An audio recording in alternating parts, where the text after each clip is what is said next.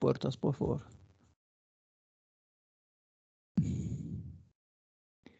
Hola, buenas noches con los presentes. Ya llegamos casi, ya, más de un tercio. O digamos ya más de la mitad. Bueno, lastimosamente, bueno, me encantaría si todos estarían siempre presentes del curso, pero bueno, vamos a trabajar con los que estamos.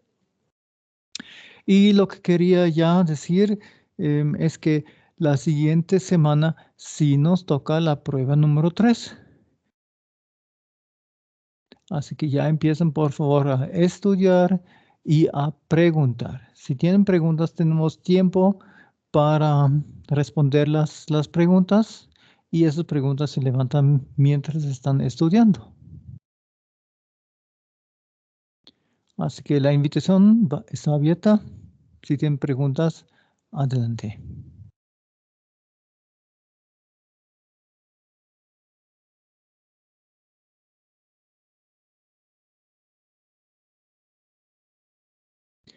Parece que no hay preguntas. Con eso voy adelante con el tema para terminar los tensoactivos. Hay un tema aún interesante. Voy también a compartir con unos videos. Por eso de uno voy esta vez incluir sonido. Para después no tener que descompartir y recompartir. Hecho. Esto ya. Vamos por aquí. Así que la última vez hicimos hasta presentar cómo se hace el lavado de ropa o de otras suciedades, cómo funciona y que es necesariamente, sí que es necesario usar agitación para que haya movimiento y se pueden desprender las suciedades. Falta un tema que son los humectantes, claro. Yo busqué también humectantes ahorita, pero decían la mayoría dijo, no es la humectación de la piel. Y están equivocados porque los humectantes, justamente dicen aquí, facilitan la penetración de un líquido en una superficie porosa. Esto puedo graficar de esta manera. Si tenemos, no así. Regresamos aquí. Aquí está realmente texto, pero quiero usar este espacio para dibujar lo que estoy hablando. Bueno, si tenemos un textil, por ejemplo, utilizo mejor este color. Si tenemos textil, entonces tenemos hilos de este lado y perpendicularmente otros hilos y esos conforman textiles. Si tengo encima de este textil agua, entonces este agua le podemos dar dos usos. El uno es hacer un textil que absorbe agua, entonces esta gota de agua va a penetrar en esa superficie que, como vemos, tiene poros y eso se puede ver del lado de dos opciones. Así que uno podría ser que estamos usando hilos que son, ¿cómo se dice? Son hidrofílicos con el agua, entonces el agua va a tratar de mojar la superficie y extenderse sobre esa superficie y hasta tratar de entrar en la porosidad del medio. Esa es la una forma. Y la otra es cuando nosotros tenemos, por ejemplo, un paraguas. Dibujo aquí una parte de paraguas. Nosotros no queremos que en el paraguas, que también es normalmente, si lo ven de cerca, un tejido, no queremos que nos mojamos, que penetre al otro lado y rocía a nosotros, porque queremos que el paraguas nos dé la posibilidad de que no nos mojamos, así que queremos esta vez un ángulo de contacto diferente, que se quede como bolita y se vaya para abajo.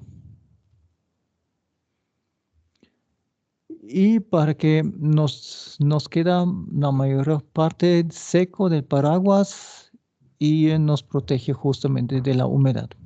Así que esas son las dos cosas. La una es, si tenemos un t-shirt y estamos sudando, no queremos este efecto de que rebota y nos acumula la humedad y estamos sudando como locos, sino queremos en el deporte una camiseta de que puede pasar el vapor al otro lado, que no bloquea, y de esa manera podemos deshacernos de la humedad excesiva.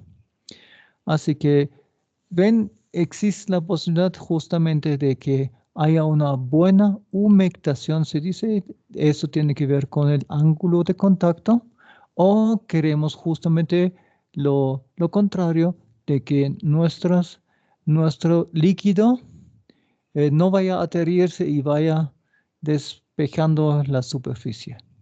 Eso está en el siguiente gráfico.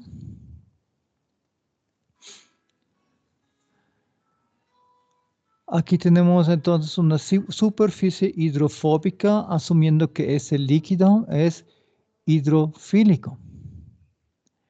Entonces, si tenemos una superficie que es como un plástico, como el polietileno, ya vamos a ver que eso no se moja bien. Y eso tiene que ver porque el, el ángulo de contacto es alto.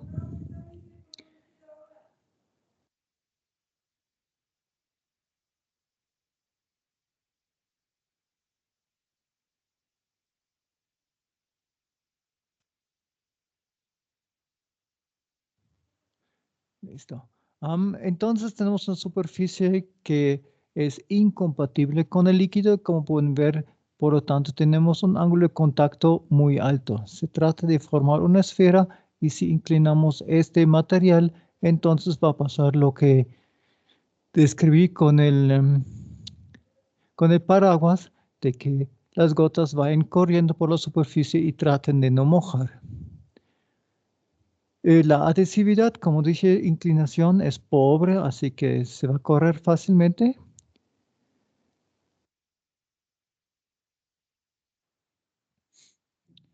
No se moja bien, así que también pobre y la energía libre superficial del sólido sería entonces baja.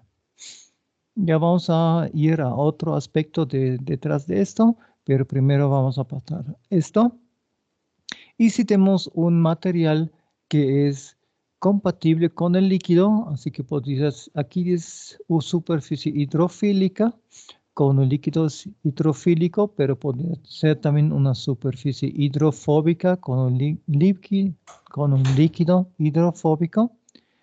Entonces también estaría compatible y entonces el ángulo de contacto es bajo.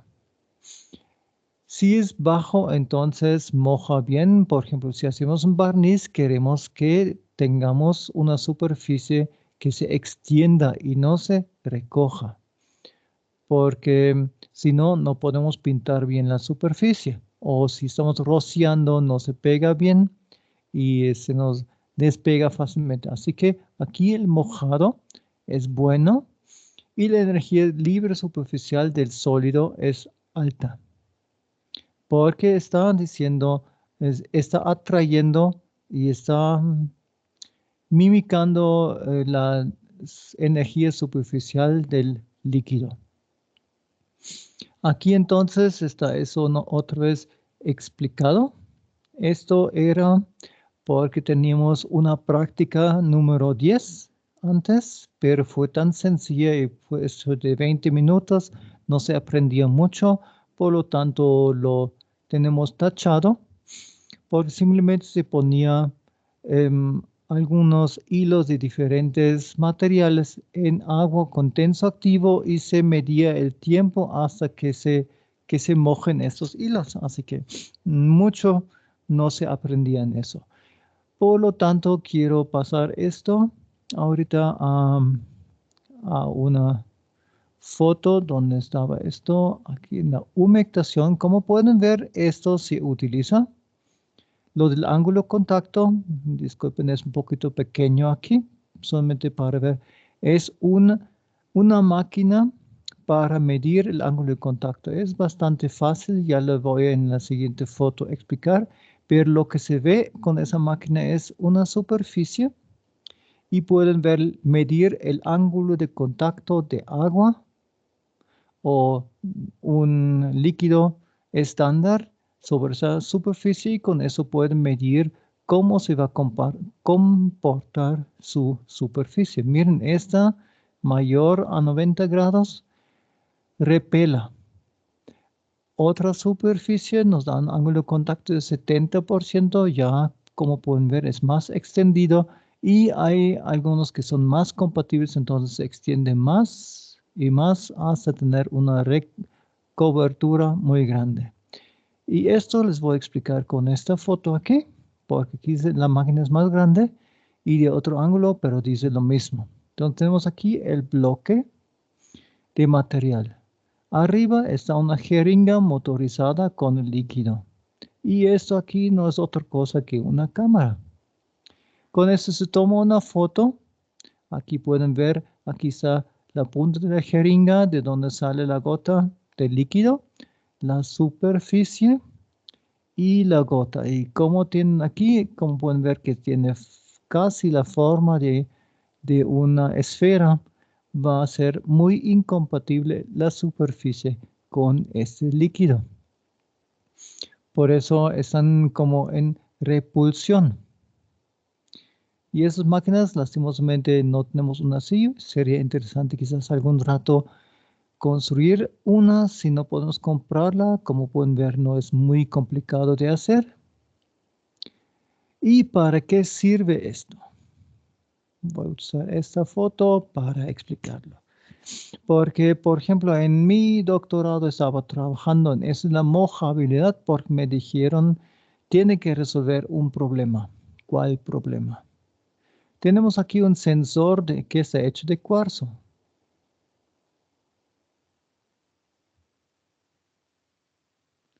¿O será que aquí se escribe con... Bueno, superficie de SiO2 entonces, que es bastante polar. Y le tenía que recubrir con un polímero. Así que le estaba recubriendo con el polímero la superficie con spray, con gotas, evaporando el solvente para tener al final una superficie recubierta con unos 200 a máximo 300 nanómetros de grosor para un sensor que podía interactuar con moléculas volátiles y el sensor podía medir entonces la concentración de esos volátiles en el aire. El problema fue que el lunes los recubrí así, estaba lindo, y el miércoles tenía bolitas, lo que me decía que el polímero estaba rechazando el sólido. Como el cuarzo no lo podía cambiar, tenía que ver cómo hago que este polímero se quede en la superficie. Y con eso me dediqué bastante tiempo, digamos, durante el doctorado para encontrar una solución y probé muchísimas cosas hasta llegar a la final a una solución de usar una superficie en fase de vapor, poner una superficie, ay, no me sale como línea, bueno, una superficie de un polímero que era apolar, pero como era un sólido, no podía encogerse y hacerme la guerrilla de no querer pegarse a la superficie porque el sólido tenía que pegarse. Y sobre esto pude entonces poner mi polímero y después de semanas y meses aún estaba este polímero en esa forma porque debajo veía un material compatible, aunque eso tenía solamente un grosor de unos 20 a 30 nanómetros, para que tengan idea. Y con eso teníamos sensores mejorados y más estables y trabajamos bien con eso. Otra opción es, por ejemplo, si tenemos, ustedes ya saben que los parachoques hoy en día ya no son normalmente metálicos como en el pichirilo de antes o en la buseta de Volkswagen antes, sino hoy en día son todos plásticos. Ahorita puede ser que tenemos problemas de poner la laca que adhiere bien sobre el pretratado del metal, pero que se escurre sobre estos plásticos. Así que hay un tratamiento de modificar el sólido, el plástico, que se dice que se hace más polar con un tratamiento de plasma. Entonces se pasa esas partes plásticas por un plasma, una cámara de plasma, salen de allá, son tratados lacados y después ya les pueden utilizar para los automóviles. Eso también se aprende cuando uno se dedica mucho a esta tecnología. Así que solamente quiero decir de esta manera que es importante de conocer esto, las propiedades de los sólidos, si son mojables, no son mojables, cómo podemos modificar. Ustedes ya saben que se pueden también modificar los polímeros y que se pueden adaptar para que ustedes por procesos ingenieriles puedan modificar la superficie a lo que ustedes necesitan.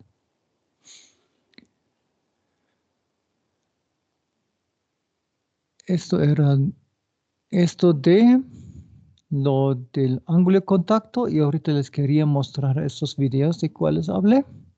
Son, no hagas eso. Aquí tenemos aquí. Vamos a empezar con el primero. Y ahí tenemos audio. Está en inglés, pero creo que es bastante fácil de ver y es más impactante de ver el efecto de hacer un recubrimiento súper hidrofóbico. Como vemos, no solamente es súper hidrofóbico, sino también es lipofóbico. Vamos a ver después cómo pasa eso. Veamos primero el video.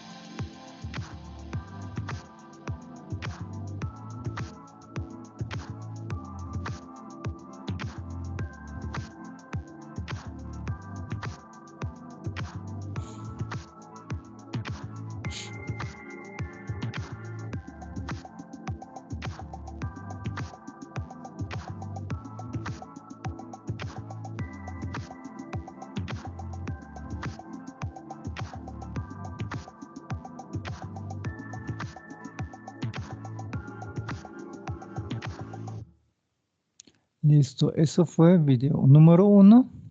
Vamos al video número 2. Mientras tanto, les quería decir que encontré que hoy en día las imprentas grandes también están usando rodillos de vidrio que están recubriendo para que una parte absorbe la pintura y la otra, o lo para imprimir, digamos, el colorante para imprimir, y otras partes de este rodillo no lo aceptan y con eso lo pueden imprimir muchos, como por ejemplo periódicos.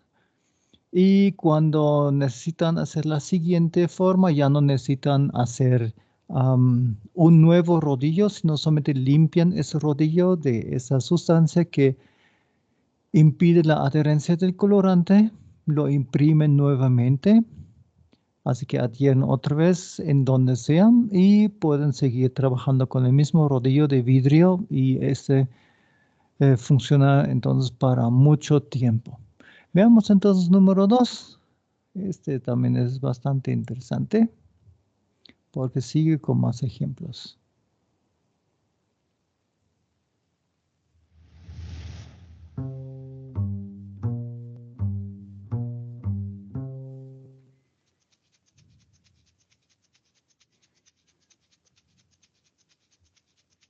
One, two, three.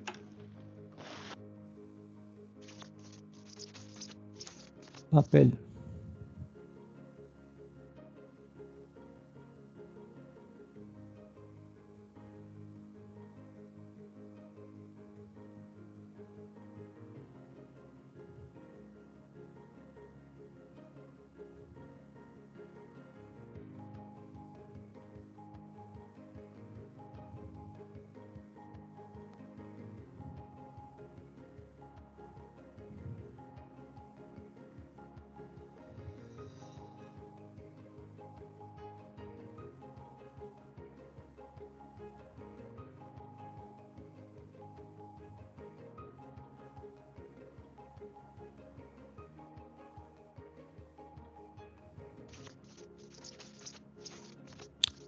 Electrónica.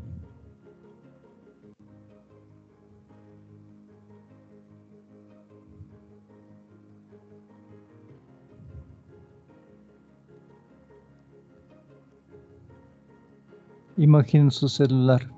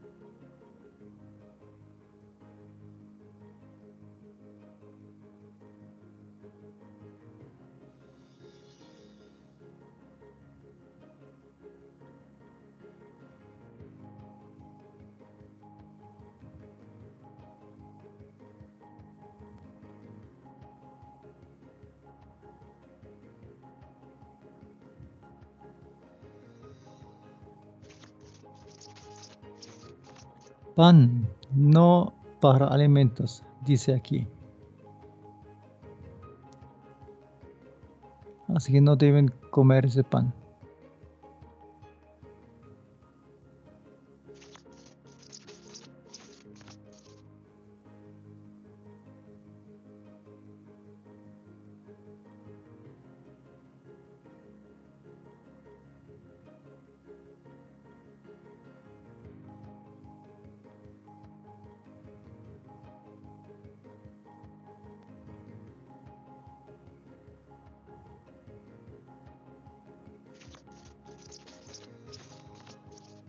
Lodo. One, two, three.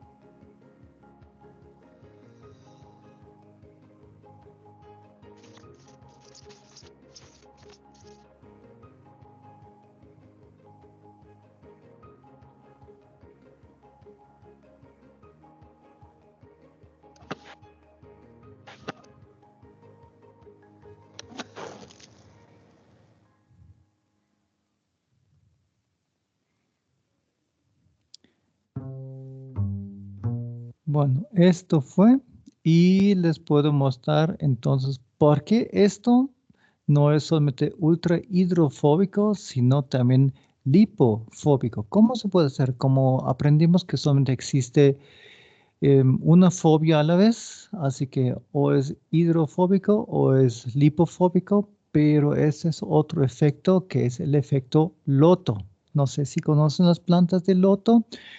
Lastimosamente el efecto loto ya es patentado, no sé cómo lo lograron, pero lo hicieron. Y el efecto loto funciona de otra manera, de que nosotros conocemos de repeler porque es una cera con agua o al revés, algo hidrofílico y un aceite encima, entonces repela. Aquí el efecto es otro. El efecto realmente es que tenemos aquí una superficie rugosa. Aquí tiene muchos pequeños puntitos. A ver si lo encuentro. No. Bueno, quedamos con eso. Así que es una superficie que tiene como muchos pequeños pilares y con esto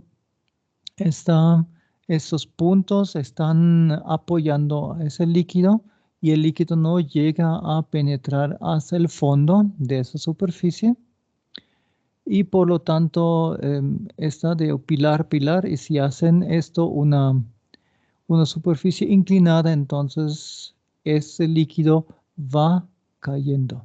Así que repela entonces el uno como el otro porque tenemos las gotas automáticamente siempre por su tensión superficial tienden a formar gotas y esas gotas entonces no pueden mojar porque están en esos pilares. No llegan hasta el fondo para mojar. Y de esa manera esas plantas de loto pueden deshacerse de agua de lluvia o agua que llega y también limpiarse con esto. Como pueden ver, estos arrastran la suciedad por los líquidos y limpian también la superficie. Por eso es tan cotizado esto del efecto loto. Vamos aquí. Ahí. Esto ya es el siguiente tema.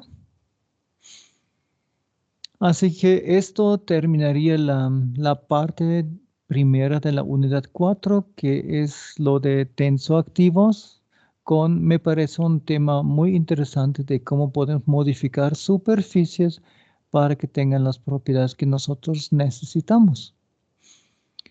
Y veamos aquí unos ejercicios que son sacados de exámenes, porque como es unidad 4, solamente está presente en los exámenes finales y ojalá no los supletorios.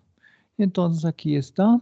A ver si ustedes quieren colaborar. Define brevemente lo que es un agente tensoactivo y las propiedades por cuál es utilizado.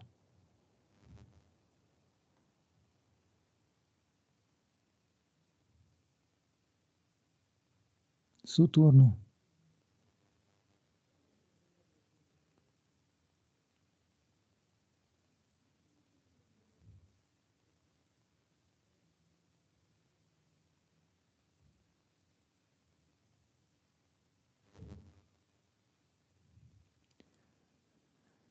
Bueno, lo tienen en sus folletos, así que pueden pensarlo bien y tratar de contestar. ¿Qué es un agente tensoactivo? ¿Qué lo hace especial? ¿Qué es un agente tensoactivo? ¿Y por qué se utiliza? ¿Cuáles propiedades le hacen funcional?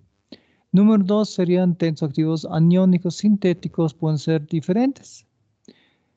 Realice, así que dibujo la estructura de los 4 primeros. Como pueden ver, esto fue cuando teníamos aún clases presenciales para que dibujen.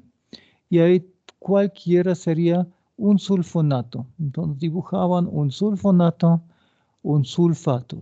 Dibujaban un sulfato, un fosfato también y el carboxilato, que es lo más fácil de dibujar, un ácido graso con grupo carboxílico y sodio y listo estaba.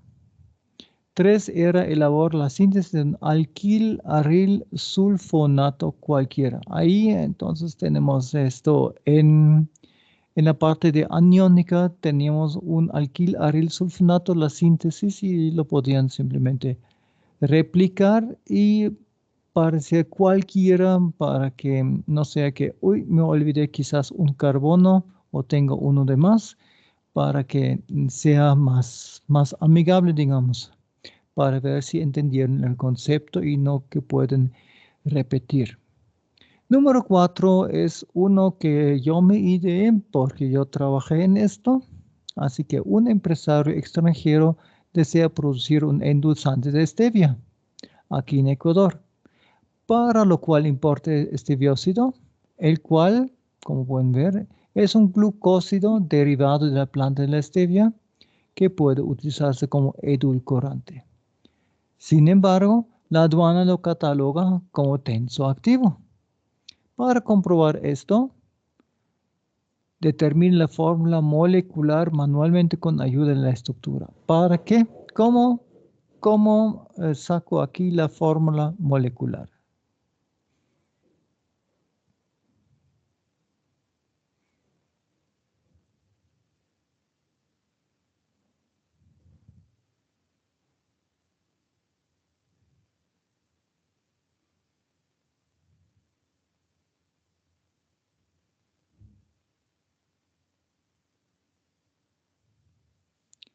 Realmente ya es tan tarde.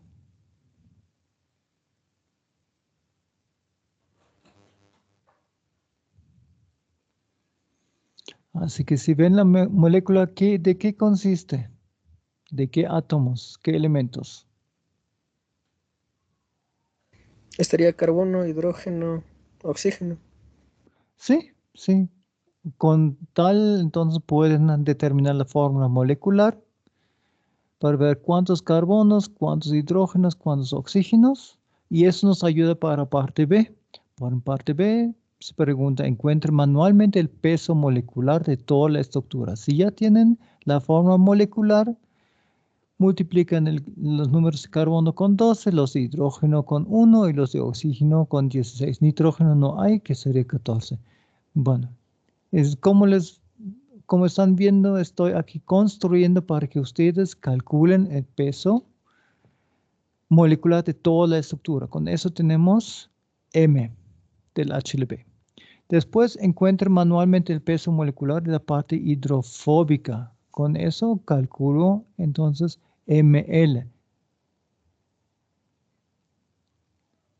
Y utilizando la fórmula Griffin, pueden calcular con B y con C el HLB. Sí, es HLB.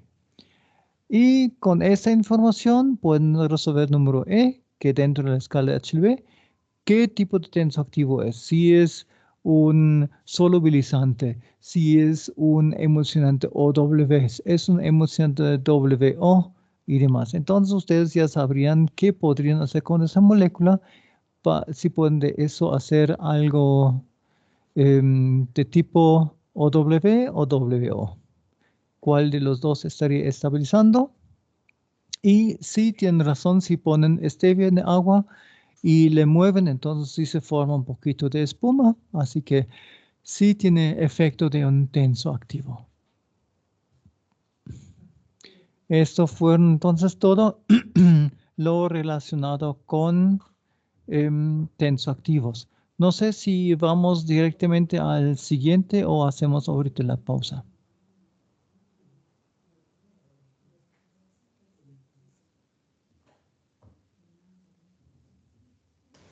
¿Podemos hacer la pausa? Bueno, entonces nos vemos a las 7 en punto y hacemos ahorita la pausa que nos sugieren desde vicerrectorado académico para que se puedan hacer una pausa activa y estar más regenerados para continuar a las 7. Hasta 7 entonces.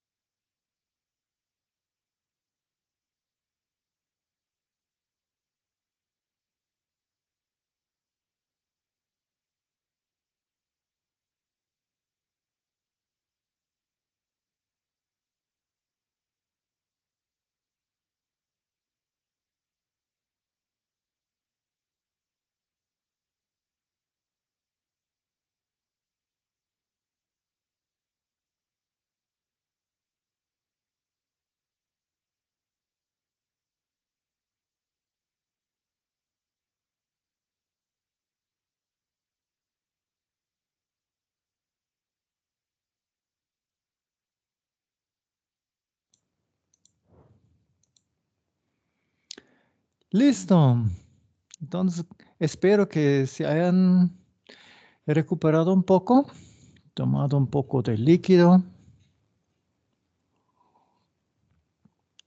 han caminado un poquito para que ya se sienten con las fuerzas para terminar, para seguir con la parte 4B, que son aquí los plaguicidas. Plaguicidas, porque antes no había esto en la química orgánica de nuestra facultad. Lo he agregado porque nosotros somos un país que exportamos mucho producto de agronomía. Así que pienso que es necesario que ustedes tengan al menos un poquito de información sobre qué son plaguicidas, para qué sirven plaguicidas, cómo aplico plaguicidas y cosas así. Así que esto también tiene una historia, porque las plaguicidas son porque hace siglos atrás, siglos y siglos, la gente por las pestes, o digamos, por roedores, por competencia de otros animales, perdían mucho alimento y por eso morían de hambre. También estos insectos y otros animales estaban transmitiendo enfermedades, y estos, con el aumento de conocimiento, están hoy en día manipulando mejor, aún no óptimo, pero mejor. Y aún necesitamos aquí que ustedes sepan más sobre el tema para que ustedes tengan más conciencia ambiental. Bueno, ahí, por ejemplo, en la Edad Media, la peste negra eliminó a un tercio de la población de Europa. Imagínense, 1 de 3 se fue nomás. Hoy en día aún tenemos la malaria, así que la peste negra o peste bubónica, ¿cómo se transmite?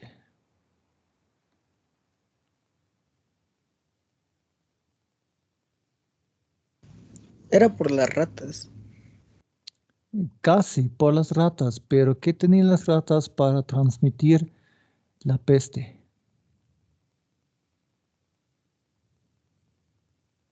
No era por las pulgas, Doc.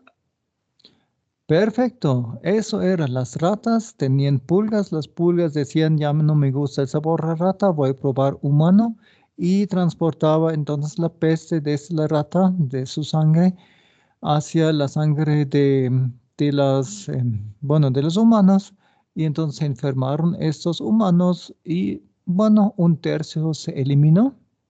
Hoy en día ya no nos puede pasar esto de la peste bubónica, porque sabemos que son bacterias, y si tienen los síntomas de una peste, entonces simplemente se da antibióticos, un tratamiento que ya se conoce, y con eso podemos eliminar cualquier brote de peste.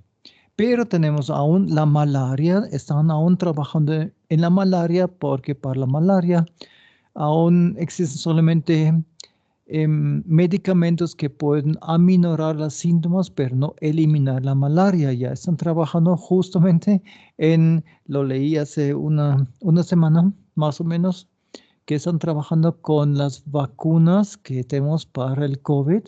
Los quieren modificar para atacar justamente la malaria. La fiebre amarilla, no sé si alguien de ustedes está vacunado contra la fiebre amarilla. No, para algunos países se necesita. Existe la enfermedad del sueño, que es en África, también en América, y también hay otros, el Chagas, el dengue, y ahí vamos justamente a lo que conocemos de las enfermedades trópicas, que son, tenemos, ¿cómo se llama? Chikungunya y el Zika, ¿se llama así? El Zika, ajá. Y algunas otras más. Así que tenemos esos vectores, que son vectores, son los transmisores de enfermedades, que serían ahí los mosquitos. Y entonces, si controlamos la cantidad de mosquitos, controlamos la cantidad de enfermos. Pero esa es una forma, que sean las enfermedades. Otra forma son las enfermedades de las plantas. Así que Tenemos también que mejorar la producción en el agro, porque se dice que 30% se pierde justamente porque están los gusanos, los insectos que nos hacen competencia. Ya saben cuántas anonas están picados por un mosco y ya no se puede comer. Imagínense que si podemos recuperar esos 30%, tendríamos para un tercio más para alimentación. Así que esto de los plaguicidas es un tema muy importante. Tenemos además de los insectos también hongos. Por ejemplo, si estamos exportando flores, esas flores pueden tener hongos, pueden tener los famosos thrips, que son pequeños insectos que repoblan las flores y entonces no se las puede vender y no crecen bien. Y si no estamos exportando buenas flores, tenemos un problema. Ahí quiero también ver, miren, en el siglo XIX, ¿cuándo fue esto de la síntesis orgánica de la urea del señor Wöhler? O Wöhler, dirían ustedes. Debe ser más o menos siglo XIX, quizás casi ya XX, no sé. Pero él unió dos mundos que antes eran separados. Había la química, digamos, inorgánica, la que no tenía vida, y la urea y otros compuestos que habían aislados que eran de la vida, sí, de la vida, moléculas de la vida. Y decían que no había cómo combinar el uno con el otro. Hoy sabemos mucho más sobre síntesis, sabemos que estaban realmente mal, no lo sabían. Hoy en día sabemos más, pero yo propongo que aún no es suficiente, porque estamos cometiendo aún unos errores bestiales en química, en ingeniería, que deberíamos ya sobrepasar y vamos aquí también justamente en ese apartado ver que han aprendido y ojalá lo aprenden a tiempo. Por ejemplo, tenemos los CFC, no sé si ustedes aún conocen los compuestos fluorados clorados del carbono que se utilizaban antes en los aerosoles, se utilizan hoy en día aún en la refrigeración y simplemente lo botaban al ambiente como no tienen ninguna, como no reaccionaban con nada, pensaban no pasa nada, pero después aprendimos de que están eliminando la capa de ozono. La capa de ozono aquí es muy importante porque esa filtra la radiación del sol, que es demasiado fuerte para que la Tierra pueda soportar vida. Porque si nosotros estamos expuestos a un extremo ultravioleta o radiación aún más fuerte, imagínense que se podrían tomar fotografías de rayos X. No podríamos sobrevivir aquí porque el bombardeo de esa radiación electromagnética sería tan fuerte que simplemente dejaríamos de existir porque ese bombardeo destruye todos los enlaces químicos. Así que tenemos ese problema en la Antártida, que tenemos ahí ese problema de la capa de ozono, pero como ya sabemos qué pasó y está prohibido o minimizado el uso de esos CFC, estamos ya recuperando esta capa de ozono que en el sur del planeta está destruyendo la vegetación.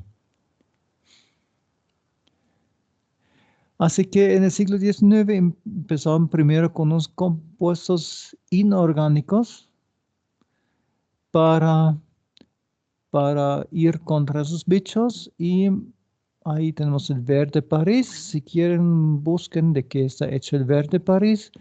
Arseniatos de cobre y de plomo. Ahí ven automáticamente arsénico está mal, plomo está mal, cobre también es medio pesado el elemento, así que no es bueno para la salud. Y hoy en día aún estamos fumigando las uvas contra algunos hongos con sulfato de cobre. Imagínense si cada año están fumigando 2-3 veces, a la final eso cae a la tierra y aumenta la concentración de cobre en el suelo hasta que las plantas ya no quieren tolerarlo. Así que hay que tener cuidado con estos productos. Aquí tenían el compuesto de Bordeaux, sulfato de cobre con hidróxido de calcio. Parece que ayudó con algunas cosas. Hoy en día aún tenemos creo que para cucarachas es azúcar con bicarbonato que está ayudando. No sé. Aún existen esas viejas recetas caseras.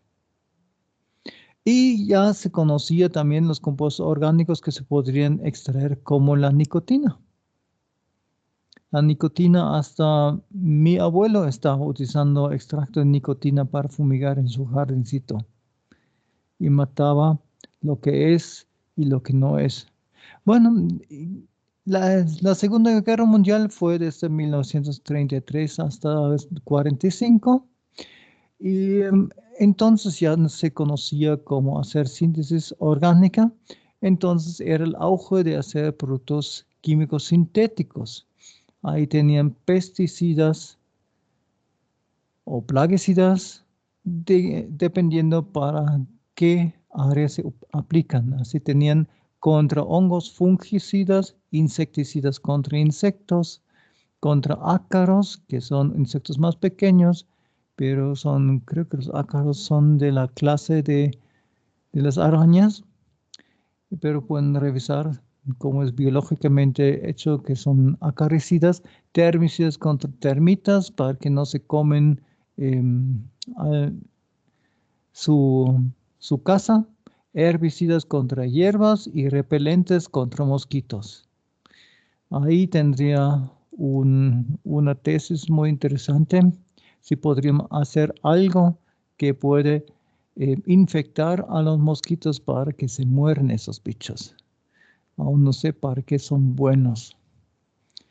Bueno, entonces, al inicio, históricamente, estos eran tan tóxicos para los bichos como para las personas. Así que no eran selectivos y hoy en día estamos por eso aprendiendo mucho en la biotecnología, en la bioquímica, para entender qué hace una sustancia tóxica para insectos y no tóxicos para personas y animales. Entonces, simplemente se hace un análisis, no es tan simple realmente dicho, pero están viendo procesos de metabolismo para encontrar cómo funciona este metabolismo y el metabolismo del bicho que yo quiero eliminar y ver diferencias.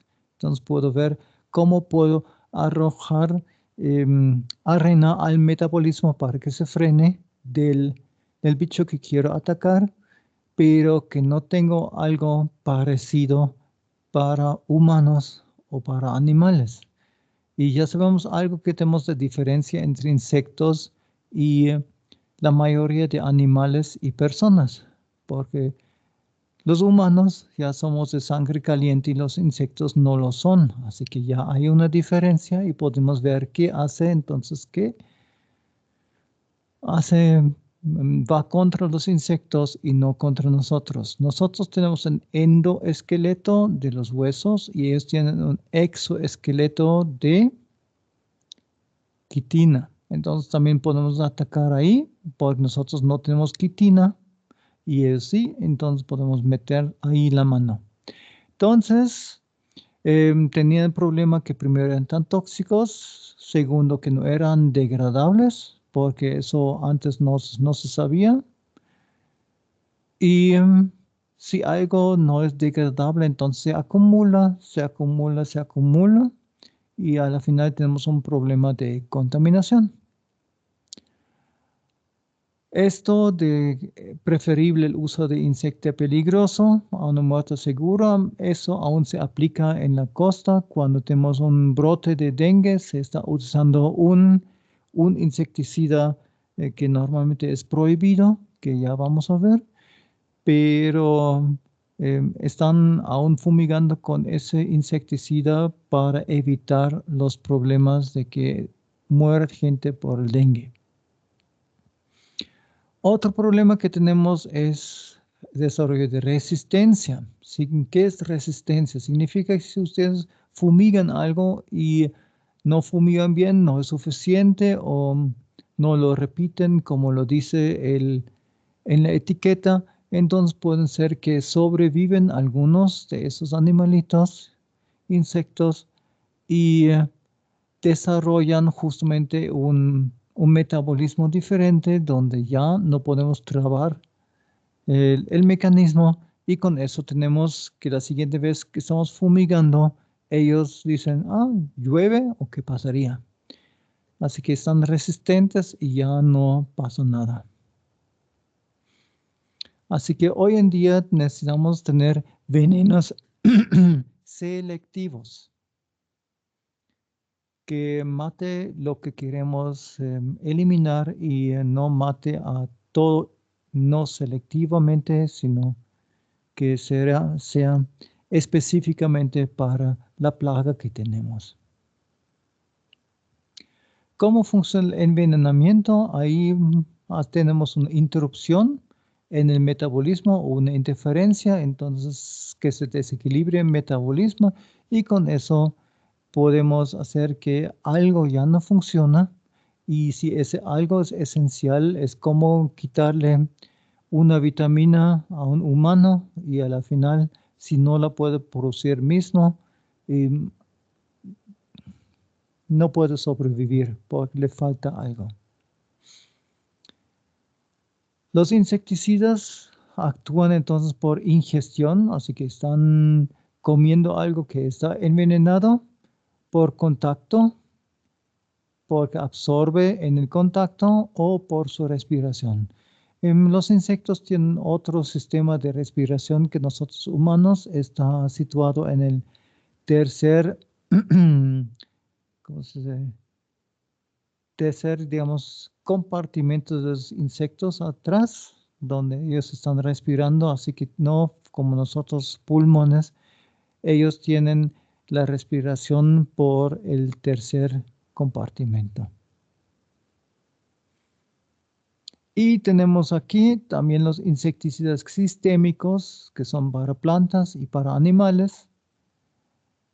Y eso de sistémico significa que ustedes dan este veneno al animal que no le hace daño, porque es diferente al insecto, o a la planta, que también es diferente. Y esa planta o el animal absorbe esto y está entonces en su organismo. Viene entonces un insecto, muerde una parte de la planta, o sea, pulga, muerde al animal, chupa sangre, chupa con eso el veneno y fue la última vez que gozó de esto y se muere.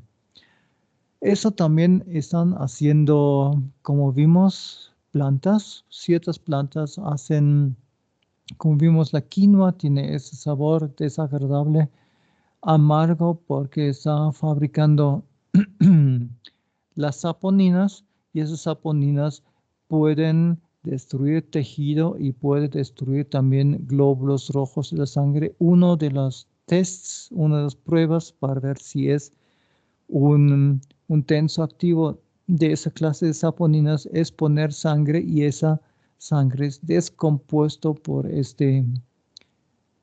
esa saponina. Así que tienen efectos que pueden interferir hasta en los de sangre caliente para defender las plantas de animales o nosotros que lo queremos comer. Bueno, ¿cómo podemos hacer más? También podemos hacer uso de hormonas que nos pueden solamente atraer moscos a donde sea, que piensan que allá hay una hembra, una femenina, y se quedan pegados en un papel con pega, pero con hormonas atraídas, entonces ya están fuera del juego. Pero también hay hormonas que pueden ingerir, que pueden hacer una transformación del insecto para que ya no puede evolucionar y de esa manera también muere. Así que tenemos aquí muerte el insecto. Si ya no le crece el caparazón, porque ellos tienen que cuando crecen cambiar de caparazón. Si ya no le crece, entonces ya no puede seguir vivo. También podemos liberar depredadores y hacer competencia con machos y hembras estériles. Eso hacen bastante con mosquitos hicieron esto. Machos estériles contra machos normales. Los machos no pican, solamente las hembras que están en gestación están picando a los humanos. Entonces liberaron muchos machos estériles y entonces para justamente encontrarse con un macho, entonces era menos probable que digamos, se embaracen las hembras. Vamos entonces a ver aquí algunos que he preparado. Aquí, miren, ustedes no sé si conocen la leishmaniasis. Esto es normal, por ejemplo, en las selvas aquí, que son algunos parásitos que a la final matan a los de sangre caliente y también a los perros. Y entonces están utilizando insecticidas sistémicos. Casi que está el veneno en la sangre y reduce la transmisión de leishmaniasis visceral a humanos. Miren, nos pueden contagiar los perros enfermos a los humanos. Si les damos este sistémico a los perros, entonces la leishmaniasis se termina y ya no pueden darnos a nosotros. Miren, esto es Barcelona, eso es España. Entonces dicen aquí, la leishmaniasis por parásito puede ser mortal y transmite a humanos por la picadura, que es realmente mamíferos infectados, particularmente perros. En Brasil simplemente mataron a los perros infectados, pero poco eficaz. Mejor es darles entonces un insecticida sistémico para erradicar esa enfermedad. Lo elimina al parásito y con eso se termina el problema. Veamos otro. Miren, también podemos hacer un control biológico. Ese es un control biológico. Aquí tenemos la mariquita. ¿Dónde está la otra? Yo tenía otra. La mariquita y también hay otro animalito que también se alimenta justo de bichos y es entonces, por favor, no las aplasten, no jueguen con ellos. Ellos hacen su trabajo y están alimentándose de otros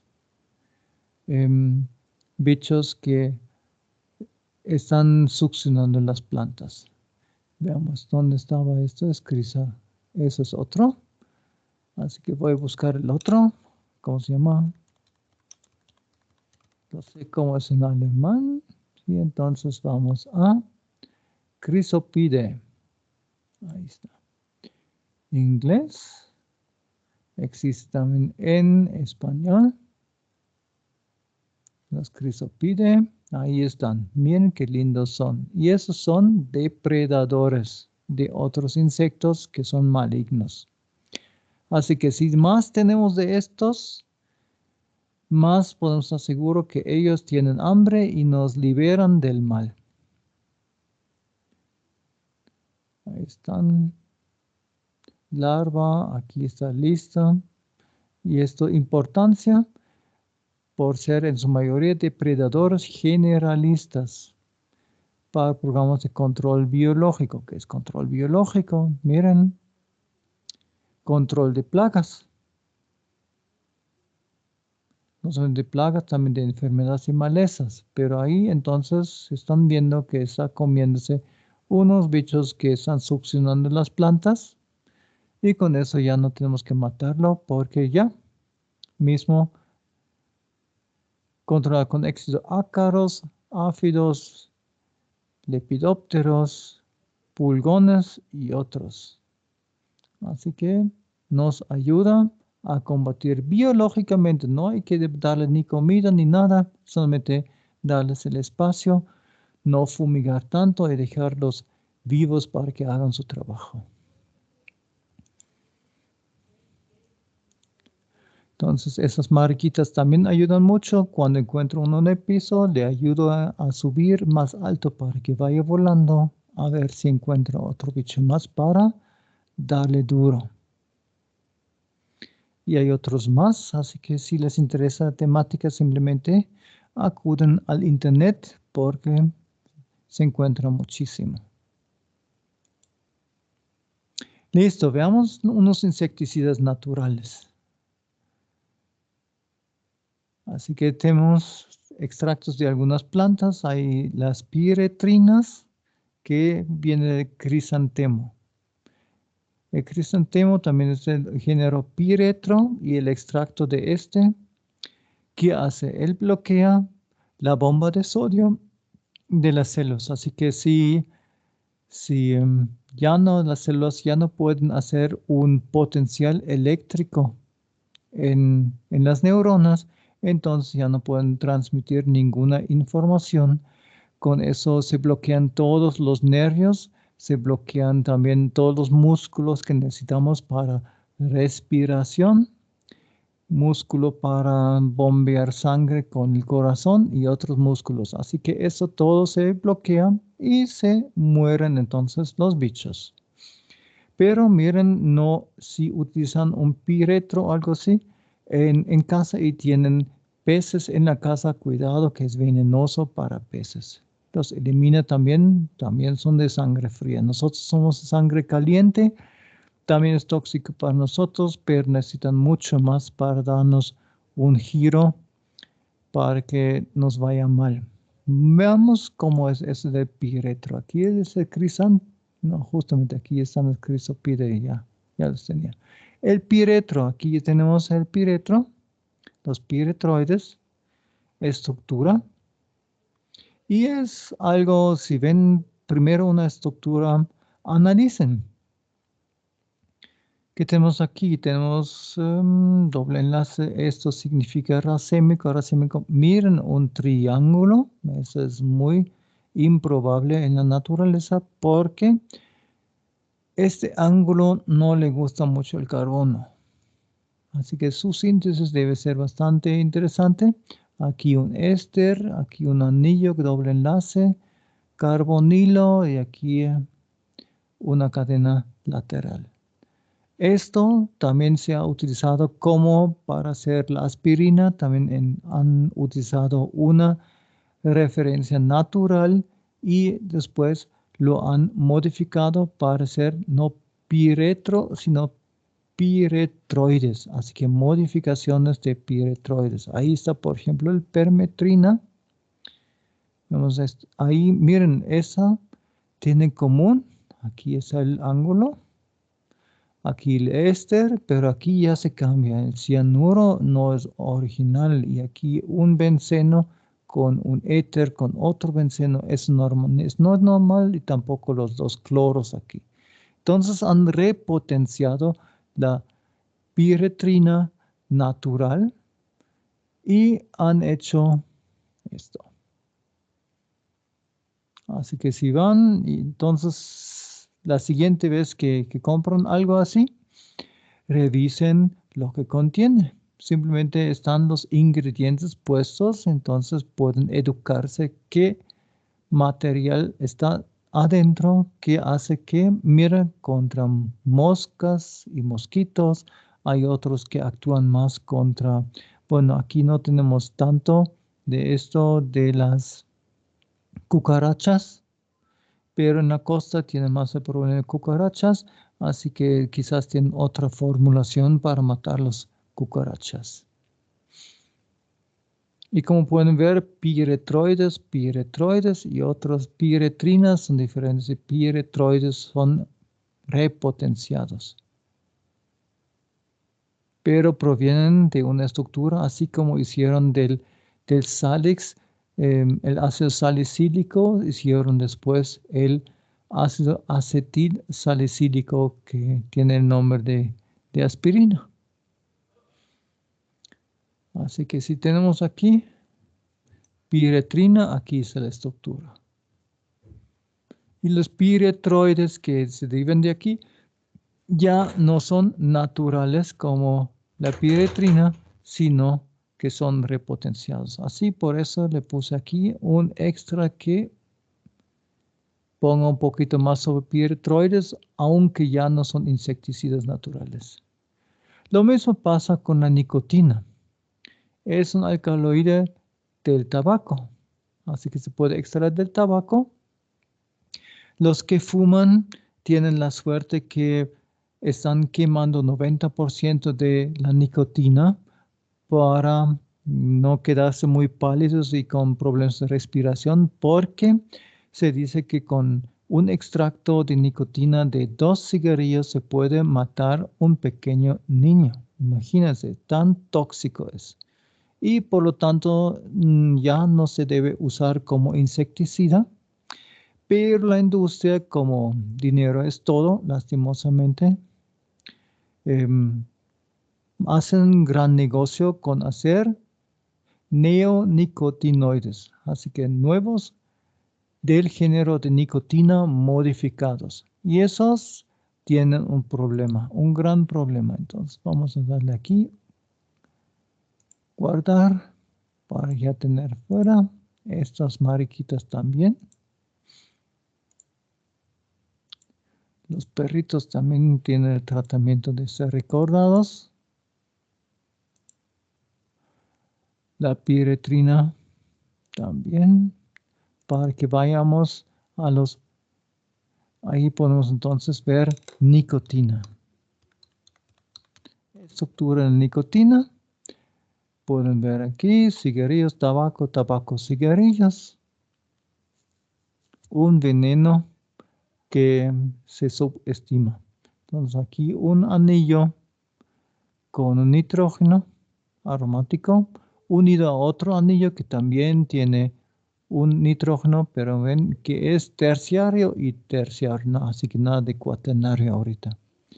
Y esto hace la sensación porque está contrayendo los vasos sanguíneos que se sienten más despiertos y más alertas, pero el efecto se desvanece rápidamente y a la final les lleva a un criterio ya no muy saludable de tener que seguir fumando, y es un buen negocio para algunos y mala salud para ustedes. Entonces, esa nicotina fue modificada, se sintetizaron entonces neonicotinoides. Aquí pueden ver estructuras. Aquí está tiametoxam, por ejemplo. Aquí imidacloprid, eso es bastante conocido, imidacloprid. Clotianidin es nuevo que encuentro. Y aquí entonces miren, la estructura aquí es similar, que tienes un aromático con un nitrógeno, pero puesto un cloro aquí.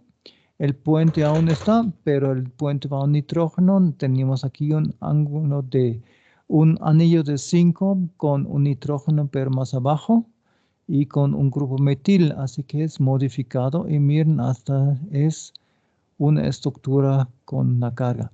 Lo malo es esto. Si fumigan con esos neonicotinoides sin criterio, van matando y sacrificando muchas abejas. Y ustedes saben que si fumigamos mucho, como aquí indiscriminadamente, matamos todo. Así que, ¿qué nos sirve entonces fumigar para rescatar nuestras plantas si vamos a matar también a los polinizadores? Porque sin polinizar podemos fumigar lo que queremos, porque al final ya no habrá plantas. Entonces, como pueden ver, aquí vienen neonicotinoides, primero abejas. Aquí otro es abejas melíferas. Así que se dice que estos pobrecitos se mueren por la fumigación con esos neonicotinoides. Me voy a recordar eso también para separarlo. Y entonces hemos pasado por la nicotina. Así que es alcaloide y sus modificaciones. Significa que tenemos que estudiar mejor qué nos protegería las abejas y mataría los bichos malos. Eso sería, digamos, para la tarea para mejorar. Veamos otro, la rotenona. La rotenona se conoce aquí en el oriente porque se sacan las raíces del barbasco machacando y se utiliza para la pesca. Normalmente es tan problemático que en muchos países ya está prohibido porque también es muy potente, pero hablé con un amigo que es de agricultura, dice que sí lo están aplicando en México, por ejemplo, porque es un insecticida potente,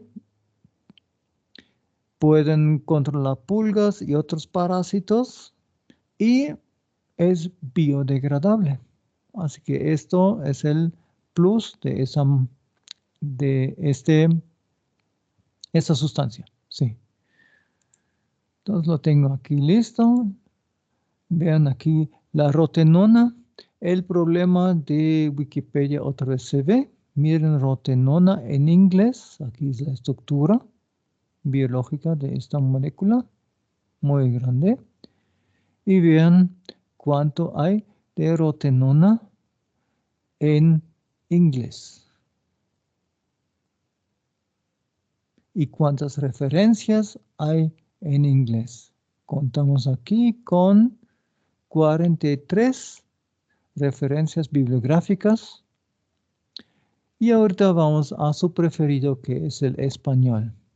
Vamos entonces, ¿qué sabemos? La molécula al menos está. Dicen que es una toxina ambiental, lo leen de una. Historia, esa es historia. Obtención, efectos, toxicidad, situación actual y se acabó. Se acabó. Y miren lo que queda de referencias. Unita. Y esa ya tiene 11 años. Así que sugiero entonces, de ley tienen que aprender inglés. La mayoría lo deja para el último, no lo dejen para el último. Les va a ayudar mucho en sus estudios. Además, como ya tienen la tecnología, pueden copiar esto y dejarlo traducir y entonces ya tienen una idea de qué estamos hablando aquí.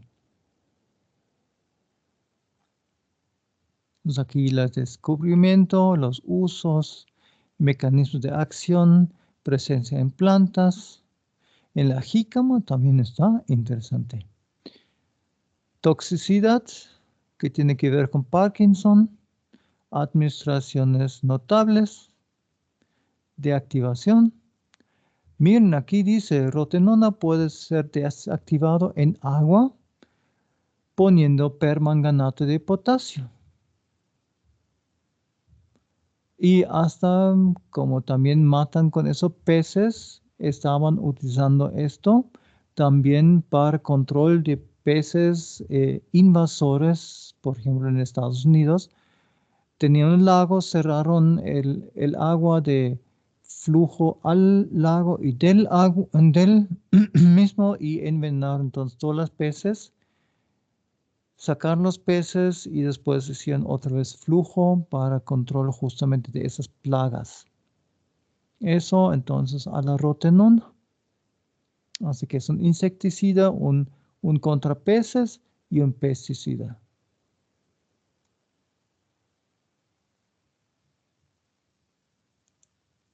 Hecho. Guardado la rotenona. Con eso vamos a otra planta que es el árbol de Nim. Aquí se dice Nim, N-I-M, pero realmente es Nim. Y viene, como dice el nombre científico, Azadirachta indica, viene de la India. Pero también crece aquí. Una vez me trajeron 1 kilo de esas frutitas y les puedo decir que es un olor sumamente desagradable. Y parece que no solamente es desagradable para nosotros, sino también es desagradable el extracto acuoso alcohólico porque inhibe justamente la maduración de insectos. Les quita la posibilidad de producir quitina y ustedes saben que sin exoesqueleto esos insectos ya no pueden funcionar. También se pueden usar no solamente de las frutas, sino también las hojas. Se vio que se pueden enterrar en un terreno donde hay contaminación con pequeñas larvas y esas larvas parece que están huyendo los ingredientes de las hojas y entonces ustedes pueden plantar y esos bichos que comerían las raíces de sus plantas huyen esto y entonces plantas crecen naturalmente con las hojas de neem que le están ayudando a crecer. Listo, esta fue una lista de insecticidas naturales. Como vieron, están también modificando piretrinas a piretroides, nicotinas a neonicotinoides. No sé si en la rotenona también están haciendo experimentos para modificarlo de tal manera que es diferente y más potenciado. Veamos entonces qué hay más. Empiezan entonces, miren justamente aquí, eso es Segunda Guerra Mundial. Se descubrió el DDT. Su nombre científico entonces es 1,1-tricloro, 2,2-bis para clorofenil etano. Así que el etanono en carbono 1 tiene 3 cloros y en carbono 2, que es su otro extremo, tiene 2 para clorofenil.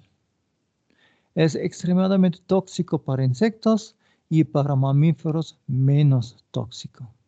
Ese es uno que ya vamos a ver que es problemático porque, bueno, es excelente para matar mosquitos, piojos y pulgas. Antes, cuando se sintetizó, lo estaban usando en la Segunda Guerra Mundial porque ahí hay mucha gente juntos y si uno tiene piojos, todos tienen piojos. Así que les hicieron casi desvestir y les lanzaron el DDT a la cabeza y les recubrieron el cuerpo para matar justamente los piojos y pulgas. Pero no se descompone, se acumula en el ambiente. Eso primero no sabían, primero pensaban, eso es fantástico. Tengo que fumigar y esto, como no se descompone, sigue matando, sigue matando, sigue matando. Hasta que se dieron cuenta, pero sigue matando y sigue acumulando. Y la molécula en sí es, como pueden ver, este es lipofílico. Lipofílico. Cloro es polar, pero no puede ser puente de hidrógeno, así que toda esa molécula es lipofílica. Así que si tienen una ingesta de esto o le fumigan y cae sobre algo que están topando y después están no lavándose las manos, ingesta, entonces ustedes están acumulando esto y como es liposoluble, se queda en su tejido lipídico y cuando las mujeres son mamás, entonces como está acumulado en el tejido lipídico, entra a la leche materna y se pasa al bebé. Y de así se pasa de generación en generación, como el cuerpo no lo puede desechar, se queda. Pero la síntesis es muy barata y por eso se hace. Y cuando, como les dije, hay dengue, entonces se fumiga mejor para rescatar a la gente y después veamos qué hacemos con el DDT. Bueno, es un compuesto neurotóxico. En las personas y en los animales pueden dañar el hígado y vi que también puede producir en algunos casos, pero eso debe ser extremo, de producir cáncer. ¿Cómo es la síntesis? Como pueden ver, vemos nuevas moléculas, hay que analizar directamente las moléculas que tienen de capacidad de síntesis. Ustedes conocen, este es un aldehído. Así que un aldehído reacciona aquí, es sp2. Esto, los clorados no van a reaccionar, para eso necesitamos ya condiciones brutales para quitar el cloro, así que se queda aquí. Tenemos el oxígeno que es más fuerte que el carbono, así que tenemos en el carbono un delta positivo. Aquí este es el cloro, cloro es más fuerte que carbono, pero cloro ¿a dónde dirige? ¿Orto para o meta?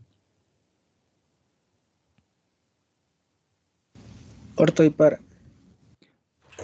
Muy bien, exacto. Aunque es más cloro, más fuerte y sacaría electrones del anillo, tiene tantos electrones que comparte y hace un efecto mesomérico, hace el doble enlace como vimos en los nitrados donde repetimos esto y con eso sale en orto y en para le salen los electrones aquí también orto aquí y para acá. Aquí tenemos un hidrógeno. Aquí tenemos un hidrógeno y ese oxígeno, hacemos la sustitución doble, se elimina agua y obtenemos entonces aquí en Friedel-Crafts acilación, se protona aquí el oxígeno, ese delta positivo se vuelve realmente una carga positiva y por lo tanto se obtiene, como decía, un Friedel-Crafts acilación. Se pegan con dos y tenemos aquí nuestra molécula. Y aquí ese hidrógeno aún está presente, aunque no lo dibujé, porque saben, en química orgánica se asumen algunas cosas y no se tiene que dibujar para no perder tanto tiempo. Bueno, entonces esta es la molécula que es la mejor y esa es para. Como decía, 1, 1, 1, 2, 2. Pero, como ya vimos, esto también puede reaccionar en orto, no solamente para, así que existen otros puntos. Existe que un anillo puede hacer orto y el otro para. Pueden cambiar que uno sea para y uno orto, pero como la molécula es simétrica, le dan la vuelta y para orto se vuelve orto para, así que estos son uno. Y existe la opción de orto con orto.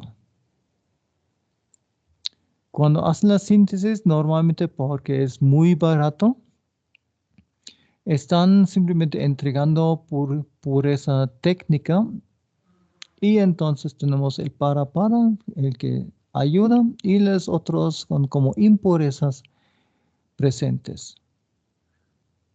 Así que no se hace una limpieza y se elimina lo que no es, no lo encuentran DDT 100% puro. Existen también estos, pero estos no son activos. Estos no son insecticidas, son impurezas. La única forma que esto se puede descomponer es solamente un pequeño paso. Aquí pueden eliminar ácido clorhídrico con ese hidrógeno, este cloro. Cualquier cloro vale porque como esto puede rotar, simple enlace.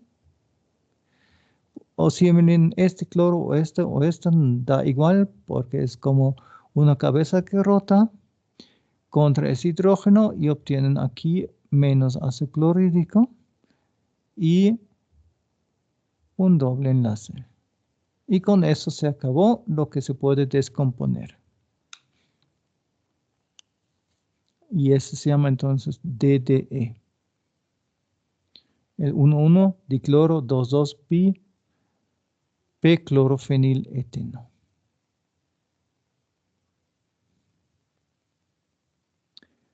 Y esto está cobrando su factura. Primero era todo fantástico, después se dieron cuenta que es malo y ahorita está mayoritariamente prohibido. Así que unos efectos ambientales es el efecto en proceso de formación de cascarón de los huevos de muchas aves, porque ese DDE inhibe una enzima que necesitan las aves para producir huevos. Así que el cascarón fue mucho más débil, se sentaba la mamá ave encima, rompió los huevos y con eso se disminuye la población. Así que tengo aquí algo preparado para ustedes, porque los Estados Unidos fueron los primeros en prohibir este DDT, porque se dieron cuenta que su animal, que es este águila, que es un símbolo como nuestro cóndor para el Ecuador, es un símbolo para Estados Unidos, estaba en peligro de extinción por el DDT. Así que de una no importaba que estaban haciendo negocio o no con esto, pero se recupera ahorita el águila. Miren qué imposante animal. Y está prohibido el uso cotidiano del DDT. También ya le voy a poner su rotenona, ya está. El árbol también le voy a poner estrellita. Y al águila también le voy a poner su estrellita. Con esto, entonces, veamos que el DDE, también como el DDT, se acumula en los tejidos grasosos. Eso significa adiposo de los humanos. Así que se pasa también de generación en generación. Y si no dejamos eso algún rato, nos tendrán que dar un tratamiento especial porque somos una acumulación de demasiadas sustancias peligrosas. Entonces aquí se han hecho muchos otros insecticidas clorados, han tenido su aplicación, pero también se vio que se acumulan en el ambiente y están ahorita prohibidos en la agricultura. Solamente se pueden usar en casos especiales, pero normalmente no se puede. Ahí está el lindano, un ciclohexano con 6 cloros. Aquí el aldrin, miren también, muy clorado. Entonces, esos son liposolubles. Ese es liposoluble, no tiene ninguna polaridad que le podría dar la posibilidad de que haga puentes de hidrógeno, sea soluble.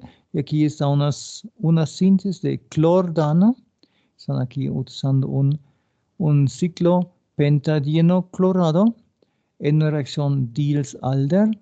Bueno, nosotros químicos aprendemos el Diels-Alder, para ustedes en ingeniería es demasiado complejo. Si ustedes quieren profundizar más en química orgánica, están libres de estudiar química orgánica. Y esto es una forma fácil de hacer múltiples ciclos. Aquí ven un ciclo, otro ciclo, y si unen esto, tienen entonces, miren, un ciclo, otro ciclo, tercer ciclo. Este se puede clorar, como pueden ver, se pueden ser cis o pueden ser anti, y así se sintetiza otro de esas bestias cloradas. Ya es tiempo que cambiemos un poquito y aprendemos a hacer tecnologías mucho más avanzadas. El conocimiento está. Solamente a veces no queremos hacer el gasto. Veamos entonces unas herbicidas. Avanzamos aquí un poquito. Aquí tenemos entonces dos herbicidas. Herbicidas son contra hierbas. Se utilizaron en la guerra de Vietnam como agente naranja, Agent Orange. Quizás lo conocen este nombre. Y estos lo utilizaban para fumigar la selva para que los árboles afectados boten sus hojas para que podrían ver los movimientos de los enemigos en la selva, porque desde el helicóptero no podían ver nada, así que fumigaron con eso, se cayeron las hojas y ya pudieron ver. El problema es que, bueno, ¿cómo funciona? Es un dicloro, y aquí está a ver, dibujamos de una, claro. Aquí está el 1, entonces está aquí el 2, porque está aquí el 2.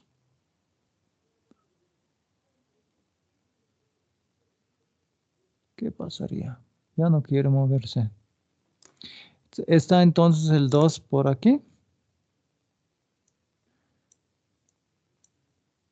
Se le fue. Se bloqueó. Se colgó esto. Bueno, entonces llegamos hoy solamente hasta aquí. Entonces, número 1 aquí, porque si hacemos aquí la vuelta y asignamos aquí el número 4, la nomenclatura UPAC nos dice que tenemos que hacerlo mínimo posible. Así, mínimos números posibles. Entonces, 2, 3 y 4. Entonces, es ácido. Aquí está el ácido. Ya no dibuja. Ácido. 2, 4, dicloro. Fenoxi, porque es el fenol, fenoxi. Y ese es como el ácido acético. Aquí, si aquí les cierran y hacen CH3, un grupo metil, entonces aquí tendrían ácido acético. Y así se compone el nombre ácido 2,4-diclorofenoxiacético. Así que leen lento y entonces saben cómo es. El otro es el 2,4,5-triclorofenoxiacético. Y este, si se sobrecalienta, tenemos el problema de que se puede formar esta molécula que es muy, muy venenosa. Esta se llama TCDD. Aquí dice tetraclorodibenzodioxina. Así que TCDD. Y esas son de la clase de las dioxinas y esas son muy problemáticas. Primero, como son grupos éteres aquí, este también es liposoluble, se acumula en el tejido y además en pequeñas cantidades es bastante mortal. A ver, ¿cómo hago entonces para mover para abajo? Ajá, aún reacciona de alguna manera, pero como de loco. Ese programa tiene que reiniciarse. Pero ahorita ya se acabó el tiempo. Voy a ver cómo les llevo para adelante. Me queda quizás esta forma. No. Aquí están. Y aún ahorita está dibujando, está loco. No te puedo regresar, esa es la mejor. Bueno, quería solamente mostrarles algo más. Así que la dioxina es muy estable, se forma con calor y ahí fue una vez una explosión, un incendio. Esto también era parte de lo que estamos rociando, así que ese agente naranja también estaba dando efectos secundarios porque estaba contaminado con esa molécula y dio efectos en los soldados que estaban yendo por debajo o en los de los pueblos que estaban fumigando. También causó efectos subletales. Así que aquí, con subletales, da una enfermedad de la piel que se llama cloracné. Entonces aquí pueden ver, esto fue un accidente tremendo, una explosión, como pueden ver aquí. Explosión es lo mismo que sobrecalentamiento y alrededor hubo una nube que contenía justamente esa dioxina, el TCDD. Y aquí ven un niño pequeño que está infestado con ese cloracné. Y eso es para la vida. También va al hígado, puede destruir el hígado. Y eso fue el accidente en la fábrica de Seveso en Italia. Eso fue en los 1970 y algo. Veamos aquí. Desastre de Seveso. Ahí le pueden encontrar. Y aquí le pueden ver más allá cómo fue el desastre, cómo pasó y liberó justamente TCDD. Bueno, con eso terminamos para el día de hoy porque ya son las 8 y se terminó entonces el tiempo para la clase. Si tienen alguna pregunta.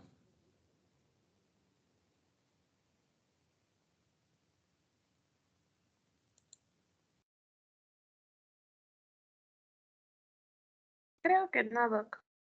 Bueno, parece que están bastante cansados, por lo tanto, que tengan una buena noche y entonces creo que nos estamos viendo para el viernes para el laboratorio. Entonces, una buena noche, que les vaya bien. Gracias, Doc. ¿Ya? Gracias, Hasta Doc. luego. Gracias a Doc, una ustedes. pregunta. Sí, adelante. El día viernes es lo de la mermelada, ¿verdad? No sé si ya pasamos por Texapón.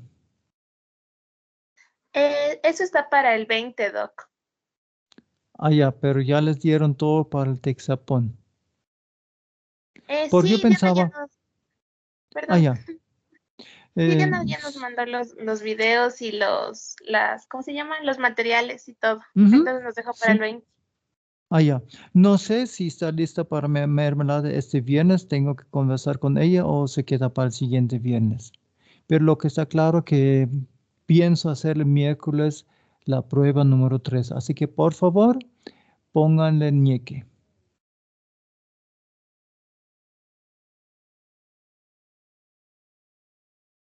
El miércoles 15, Doc. No sé qué es, ahorita es 8, sería el 15, sí. Ajá, Ya, Doc. muy bien.